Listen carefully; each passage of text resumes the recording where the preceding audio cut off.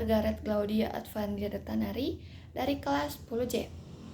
Hari ini saya akan menjelaskan hubungan antara materi sengsara dan wafat Yesus dengan film The Passion of the Christ. Film The Passion of the Christ karya Mel Gibson menggambarkan dengan sangat jelas dan emosional tentang penderitaan dan wafat Yesus Kristus. Film ini berfokus pada 12 jam terakhir kehidupan Yesus, mulai dari doa di Taman Getsemani hingga penyaliban di Golgota.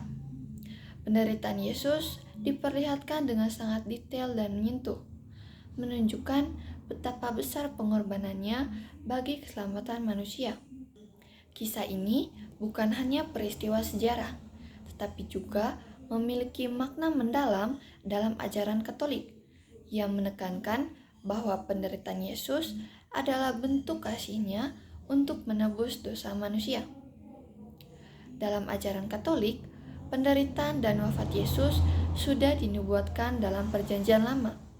Kitab Yesaya bab 53 ayat 3-7 menggambarkan bahwa Mesias akan menderita, dihina, dan disiksa, tapi melalui penderitaannya, manusia akan diselamatkan.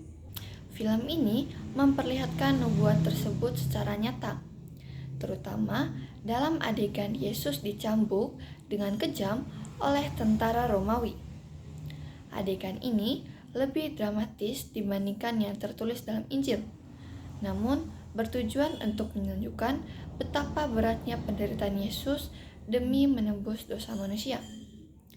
Film ini juga menyoroti sisi manusia Yesus yang mengalami ketakutan dan kesedihan, tetapi tetap taat kepada kehendak Bapanya.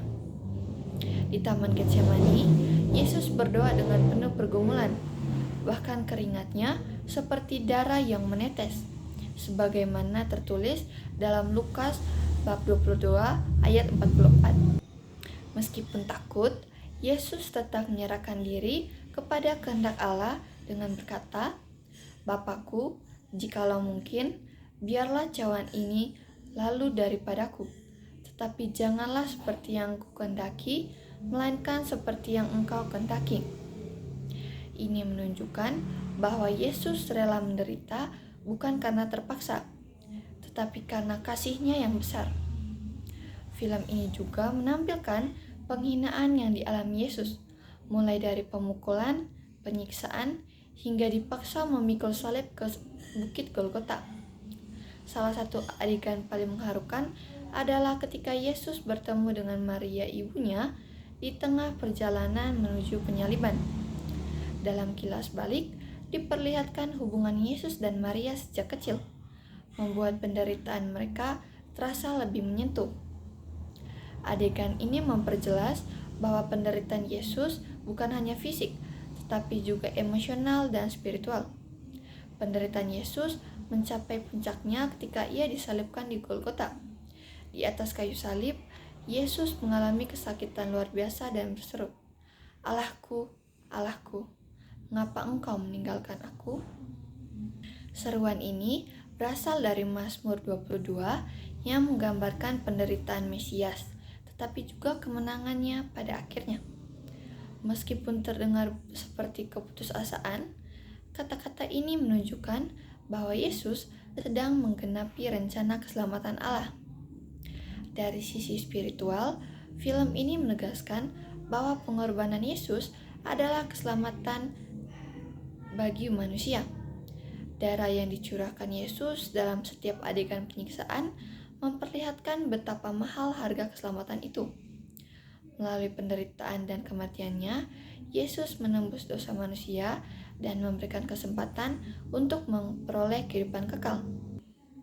Hal ini sesuai dengan ajaran dalam Ibrani bab 9 ayat 22 yang menyatakan bahwa tanpa penumpahan darah tidak ada pengampunan dosa.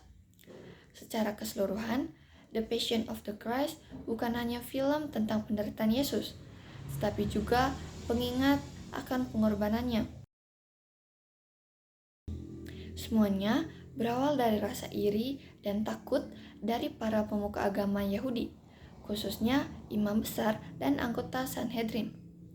Mereka melihat Yesus sebagai ancaman karena ajarannya yang berbeda dan semakin banyak orang yang mengikutinya. Jadi, mereka mencari cara untuk menyingkirkan Yesus.